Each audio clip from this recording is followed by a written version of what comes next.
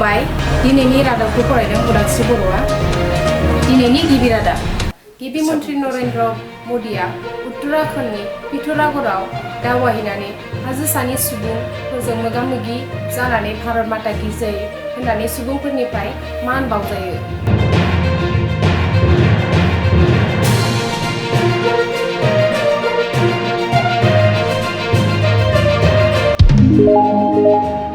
कांग्रेसनि राजखान्थिनि खामानि लानानै राहुल गान्धीआ मिज'रामाव सानथामनि हाबाफारि लानानै दावबायहैयो।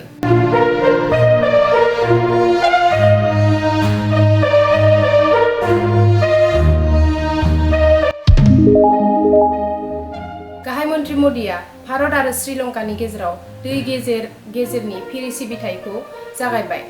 बे फेरिनि टिकेटनि बेसेनखौ 2,800 राङै थि खालामदों होनना खौरांगिरिफोरनिफ्राय मिथिनो मोन्दों।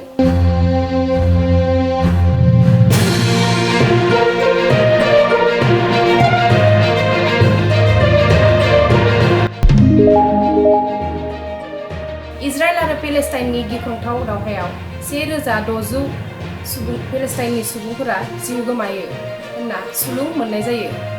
इजराइलआ गाजानि सुबुंफोरखौ खोलासिम दैखारलांनो ससियेल मिडियानि आरो गावनाय लाइसिफोरजों मिथिहोदों। क'क्राझार जिल्ला एबसुनि 55थि थान्दै जख'न्थायखौ फैगौ बोसोर 2022 जानुवारियाव जागायगोन। चिरांनि बिजनियाव गं 100 बिसिना गोनां सरकारि देहा फाहामसालि बेखेवदों। दै बर्डनि सिङाव थानाय लिसु बागान दै दोनथुमग्राखौ गिबि मन्थ्रिया बेखेवबाय। मानास हाग्रामायाव हाग्रानि मैसोनि गाग्लोबनायाव सासे हम गार्ड जवान थैदों आरो गुबुन 2 जोखोम जादों। अंगनबादि मावफारि आरो हेफाजाबगिरिफोरा मैया माखासे मोनथाम दाबि लानानै क'क्राझार गोख्रों सोमावसारदों। गसाइगावनि R&B देहा फाहामसालियाव गोदानै लुनाय भबनखौ बेखेवबाय। मणिपुर हाइ कर्टआव गिबियै आइजो गाहाम बिजिरगिरि आदिबासि थिसनदों। नागालेन्डनि मिरु मेडिकेल कलेजाव जापानी रावनि फराफारिया जागायगासिनो।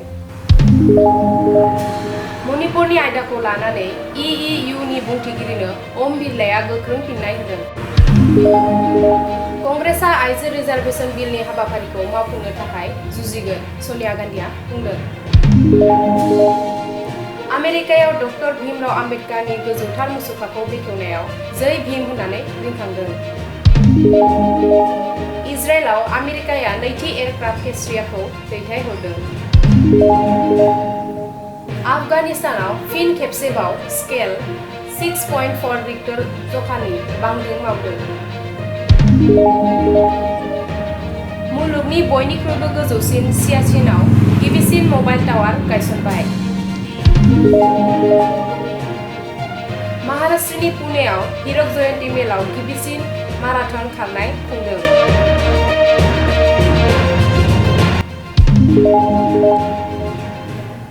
गुजरातनि गान्धीनगराव बिजाब खुलि भबनखौ बेखेवनाय समाव गोबां सुबुंनि गेजेराव नखर मन्त्रि अमित शाहआ बाहागो लाफाखों।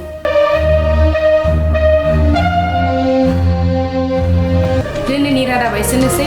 भिडिअखौ नायनानै नोंथांमोना मोजां मोनोब्ला लाइक, कमेन्ट, साबस्क्राइब लोगोसे शेयार खालामनो दाबाव। गोजोन्थों।